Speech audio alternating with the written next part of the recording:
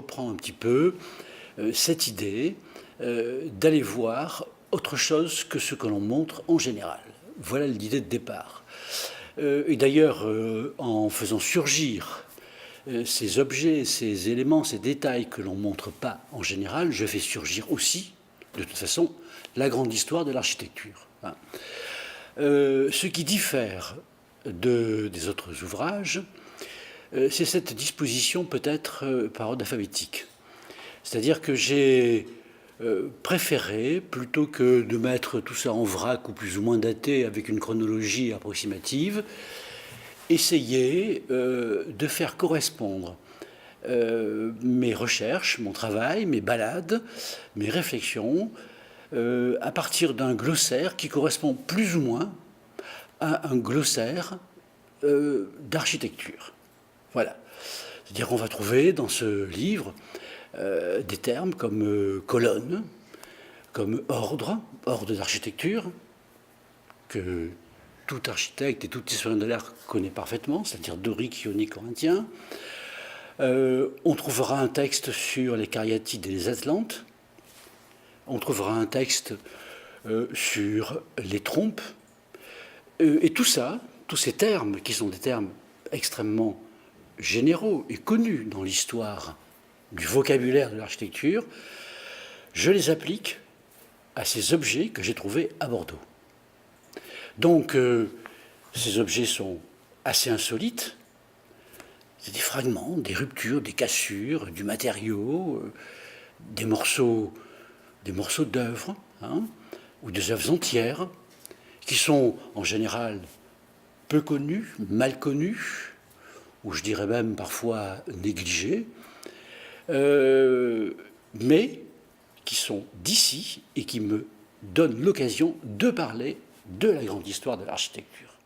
Je suis historien de l'art, de formation, mais ma formation est plus vaste que cela. J'ai aussi une formation littéraire, puisque j'ai enseigné la littérature pendant longtemps.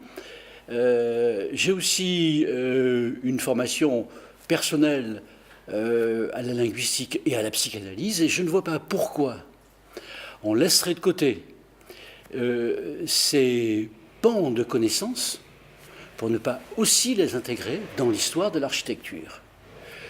D'où ces termes qui peuvent évoquer effectivement parfois d'autres disciplines que les disciplines normales qui sont celles de l'histoire de l'architecture, et qui peuvent renvoyer, par exemple, à la psychanalyse, je parle le terme d'inconscient, ou encore un texte sur Oedipe, que j'installe dans la place de la Bourse, ancienne place royale, ou d'autres éléments comme ça qui viennent agrémenter l'histoire de l'architecture banale d'une nouvelle dimension dont je pense qu'il est nécessaire de l'enrichir. Tout cela se fait effectivement dans la déambulation, je dirais presque, comme diraient les situationnistes, dans l'errance, un petit peu. Et parfois, le regard, mon regard, et j'espère celui aussi d'autres promeneurs, est arrêté par des objets curieux. Là, effectivement, il y a un moment donné où, dans une rue, j'ai trouvé une chaussure qui était installée sur une corniche.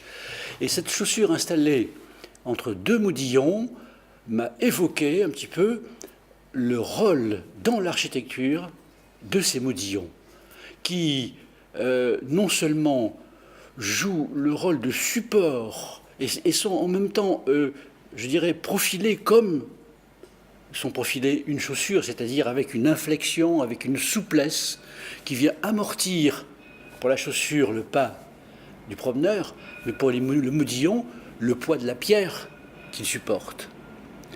D'où la liaison que j'ai faite entre cette chaussure et cet élément d'architecture. J'ajouterais que ça pourrait être partout, ça. J'ai vu ça à Bordeaux. Ça pourrait se trouver à Toulouse, à Paris, à Clermont-Ferrand. On n'est plus là dans l'architecture spécifiquement bordelaise.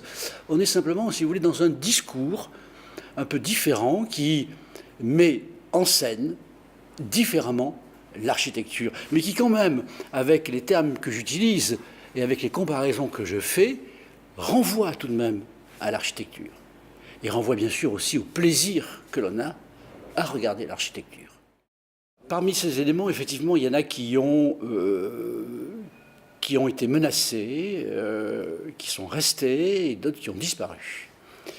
Et qui ont souvent disparu, bien sûr, pour des raisons de profit immobilier en particulier, mais aussi par le fait qu'on considérait que ces éléments-là étaient du petit patrimoine, c'est-à-dire des éléments qui n'avaient pas à être conservés parce qu'ils n'avaient pas d'intérêt monumental. Or, moi, je défends la thèse totalement inverse. Je dis que le petit patrimoine, comme cette maison qui a été détruite à Pessac, représentait quelque chose d'important par peut-être son aspect peut-être un peu médiocre, par son côté un peu décor.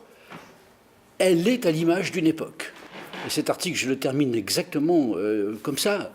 Je cite une phrase du grand historien de l'art Siegfried Giedon qui termine un texte en disant « De toute façon, même une petite cuillère reflète le soleil ». C'est-à-dire que même un objet ordinaire s'inscrit dans une histoire et représente une partie de cette histoire. D'où la nécessité de s'intéresser aussi à ces objets médiocres, à ces objets qui ne sont pas inscrits dans les grands parcours et qui sont aussi menacés. Et peut-être que mon intervention, parfois, peut contribuer à les réhabiliter et peut-être à les sauver. Ce qui n'a pas été le cas pour la maison orientale de Pessac. L'architecture, c'est beaucoup de choses. Le monument, c'est vrai, mais le monument, c'est essentiellement quelque chose que l'on trouve dans des ouvrages, des icônes. Le monument, c'est ce qui fait la beauté d'une ville, c'est ce qui fait qu'elle est aussi touristique.